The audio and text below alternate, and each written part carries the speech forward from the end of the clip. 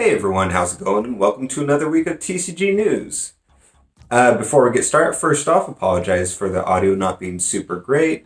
The solution I had somewhat figured out didn't quite work out, but with thanks to our help over at patreon.com/TCG Scrubs, we do have new mics that we're ordering, so hopefully maybe by the next news, potentially, this will be nice and better audio, but for now, we'll just sort of work through this.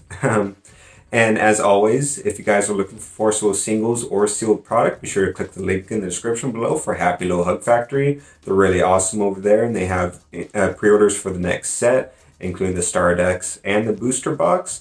And they also have singles as well as Caster Chronicles singles, which are now exclusively on the Happy Little Hug Factory website. So be sure to check that out, and make sure when you go to purchase, you click the link in the description first so they know we sent you over. Also by Play DKP Accessories, if you guys are looking for a cool, unique magnetic playmat to play cards on the go, outside, in a car on the way to a tournament, be sure to get one of these. Link in the description below as well, and use code TCG for 5% off your purchase. So it's been a little bit since the last news, so we're going to go ahead and just go through, and hopefully I didn't miss too much. If I missed anything, let me know, but it's been a little bit, and a lot of stuff's been going on with me, so I'm going to do my best to play catch up here. But the first bit of news is the Vite Ramen Circuit series. So if you guys don't know, Vite Ramen is a ramen company, obviously. They create these healthy ramen kits and all that. But the employees are also big fans of Force of Will. And so they had announced that they're actually going to do their version of a circuit series, similar to what ARG was doing for Force of Will before. And we've sort of been waiting to hear from that, and they officially announced that the kits are available for purchase. So this is super exciting, and the kits themselves come with a champion playmat, a judge playmat, and 7 playmats for the remainder of top 8. You can see the playmat image right here, which is really cool, unique art they made just for this tournament. And it also comes with 8 invites to their nationals, which is going to be a big event at the end of the season. I think it's sometime during summer of next year is what I had heard. I could be wrong though, but something like that. So it's really exciting. I have it linked in the description below if you guys are interested in buying the kit, because you can only get the kit through that specific link.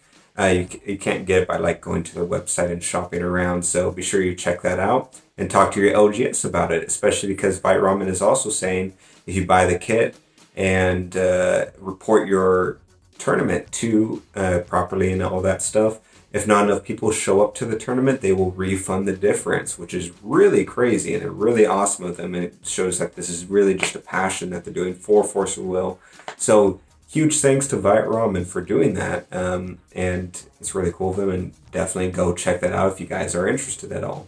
Next, a reminder that this weekend is the Forceable Festival, which is the tournament put on by Ruler School. So this festival is the tournament, and this is coming out a little bit later than I had intended, so some of this information might not be as relevant to you guys, but one thing that came out was they did switch locations. It originally was going to be in a school area inside of a school, but they switched to a local game store instead for unforeseen circumstances, it sounds like. And because of that, the new cap is 58 people in attendance. And of that, they basically said if you're planning on attending, they do take in, if you were to walk up on the door instead of pre-registering, you can do that, but it's an extra $5, and they can't guarantee that you'll be able to play if they already made that cap. So if you're planning on attending, make sure you pre-register. Last I heard it, he had made a post that they actually hit 50 pre-registrations already. So there's only 8 spots left, and that also meant they unlocked the 1K portion of the tournament. I forget the specifics of it, but yeah, so, and if you guys are looking to watch the tournament, I believe it's all going to be broadcasted on the Ruler School channel with Jeremy commentating, so that'll be fun to see, especially with all the new cards and stuff, what kind of decks pop up, so be sure to tune in if you guys are interested in that. We also got our first look at the next set in the form of a single card, and this single card is actually a Regalia, it seems like. So this next set, Alice Origin, obviously he's dealing with a Alice cluster type of stuff, and we had presumed that Regalia would show up in it, and some of it might show up also in the form of reprints, but this is our first new card that we're kind of getting. Now this is translated from, I think it came out in 2 other languages, so we're translating from that, but it is a Regalia. It costs 2, 1 red and 1 white to play, and it is classified as far as the translation goes as a mythic, so don't know what that is. And you can tap it to produce any combination of those two colors, red and white, to play strangers, activate abilities of God's Arts, and 12 something gods. Something like that. Like I said, it's translated. It's a little bit rough. If you guys got the full translation, you can link it below. I have it typed out also on the article version of the website, which is also linked in the description if you guys want to revisit any of these stories. But that's our first look at the Regalia. We kind of talked about it a little bit more extensively on the most recent podcast as far as our thoughts on it, what the power levels could be, what strangers could be, and stuff like that.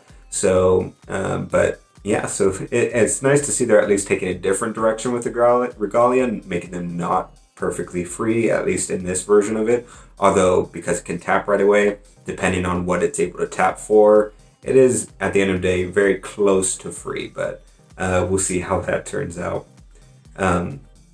No word on what Strangers is, although we had speculated that maybe it could be some sort of replacement for the Divinity or Rune deck, or Strangers could be the avenue in which you play the memorial cards if those turn out to be legal in New Frontiers, but we'll have to wait and see how that turns out.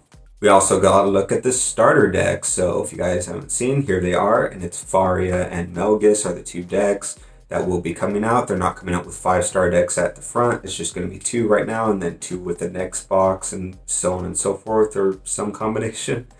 We don't know much about these, but one thing that was noticed when these images came out was that both of the boxes very clearly represent 2 distinct colors.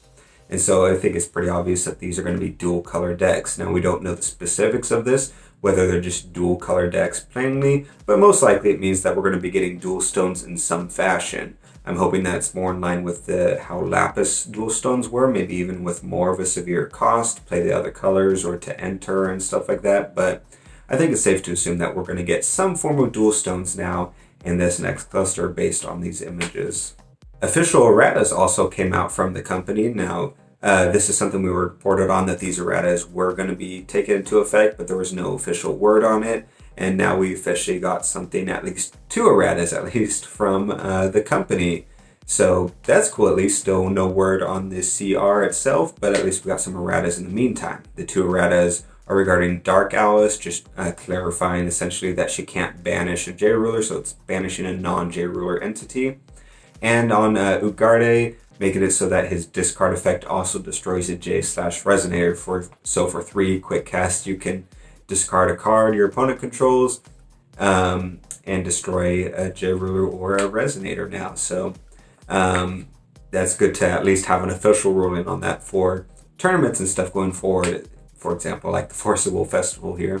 One side note of something that I sort of had noticed or brought to my attention was we had reported a while back that it had seemed like the company was going to be coming out with a reprint of the Decisive Battle of Valhalla, and which I had said was really good of them. It's not something that I was expecting, but I had noticed that we actually haven't heard anything since then, neither from the company or even from like distributors like maybe receiving a sell sheet saying to go buy it or anything like that. So I just wanted to touch base on that, because since we did say that that was going to happen, or most likely to happen, I thought I'd follow up and say we still haven't heard anything actually on that, and it's important to clarify it was never confirmed by the company or anything.